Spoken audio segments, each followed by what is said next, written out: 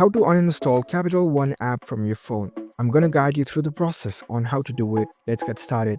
First of all, on your phone, head over to your apps menu and locate the Capital One app from here.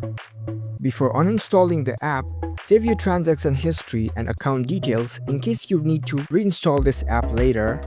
Capital One app doesn't have a direct backup feature, so you can take screenshot, take notes, or save statements on the PDF format for your future reference. So in order to quickly uninstall this, locate this Capital One app. Now tap and hold on this app icon. You will see this kind of pop-up.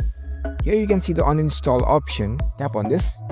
Now it will ask you for your confirmation if you really want to uninstall this app. If you are sure to delete this, you can select this OK option. So that's it. That's how you can easily uninstall this Capital One app from your phone. If you found this video helpful, don't forget to give this video a thumbs up and subscribe to our channel for more tech tips. Thank you for watching.